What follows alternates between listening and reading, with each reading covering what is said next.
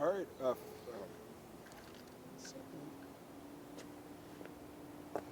All right, go ahead and give me your first and last name.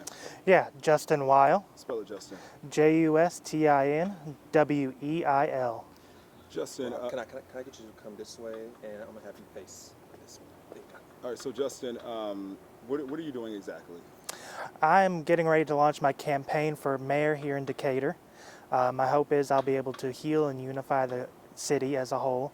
We have a lot of issues here in the city, ranging from the Steve Perkins issue all the way to public transportation as well as infrastructure. How old are you? I'm 29 and I'll be 30 if I'm elected. How long have you lived here? About 6 months. Before that, I lived in Huntsville, Alabama, pretty much almost all my life. And someone may ask, what makes you qualified to be able to be a voice of the people if you've only lived here for 6 months? Well, my hope is that over the next year, I'll earn that right. I feel like right now, with me being a property owner, I have a little bit of a skin in the game. But as I said, maybe I'll earn their trust over the next year. I mean, there's a lot going on. I mean, you mentioned about the Steve Perkins situation, which is a national story. You talk about some of the crime that's happening here, the infrastructure.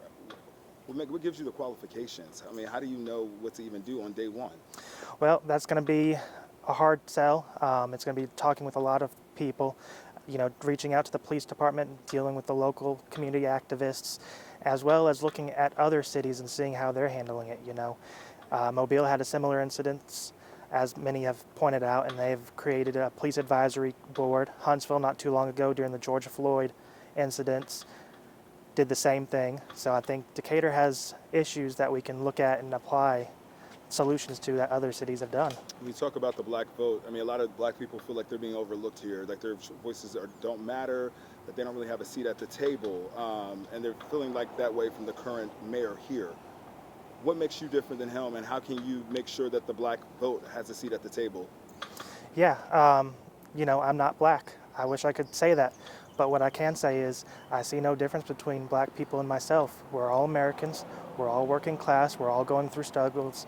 We all have wants, needs, and desires. And, if we can work together, I feel like that's the key to unlocking everything. And that sounds good. In reality, there are differences when it comes to, just the way the experiences, life experiences of being black. I mean, again, we can bring up the Perkins situation where you have a white officer who shoots and kills a black man, and those feelings come up. The George Floyd, another thing. I mean, those feelings, it's almost like it is a wound that just doesn't heal. The scab keeps getting pulled off. Then you also want to talk about racism and prejudice and all of these things that black people experience than whites. So how are you going to specifically address those issues that mean that much to that culture? Ideally, it's going to be having conversations and listening. I won't know what a black person goes through unless they tell me. It's just, that's unfortunately the raw truth in our society right now. I wish that it was better, but at this point it's just not. This is where we are. We've got to listen to what the black community is saying. If we don't listen to them and continue to shove them to the side, are they even equitable in this society? Are they equal? That brings us back to what I feel the 1950s when we're trying to silence people. Martin Luther King Jr., he said he had a dream of everybody working together, and I feel like we're not doing that. Is the current Mayor Tab Bowling, do you think he's listening to the black community's cries here in Decatur? I think he's just trying to get through his term. I think he's pretty much checked out. But as in terms of listening to the black community, as we see pretty much every council meeting, he doesn't stay for public comment. So, that speaks for itself. Any questions? You as a candidate, what's something that you have that our current mayor, Tab Bowling, doesn't have? Well, youth is one key factor, but also a willingness to listen and work with everybody. If we don't work with everybody, we're going to get nowhere. We're just going to stay stagnant. Decatur is stagnant. That is the sad truth. And as we get about at least a year until we find our actual mayor, what would you hope for the future for this community? I hope that it gets some time to heal.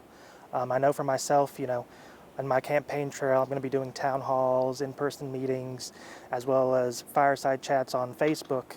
and it's my hope that I can begin that process if possible. What is your opinion on the Steve Perkins case?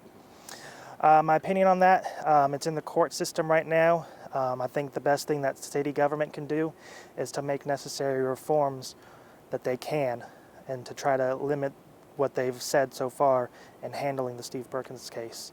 I hear what the community is saying and they want action, but action is not happening with the city government as it is now.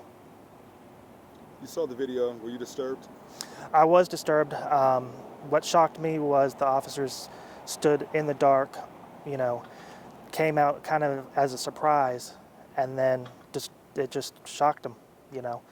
I really didn't want to watch all of it, and I tried not to watch all of it just because weak constitution on stuff like that.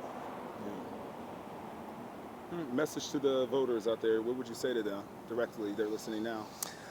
I would say let's work together and keep moving forward as a community and as a city. And what does that look like to you working together? What does that mean?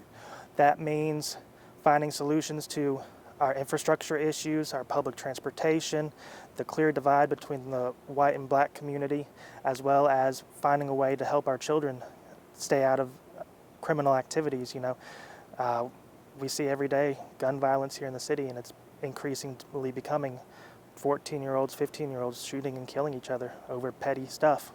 Why did you choose this day to make your announcement?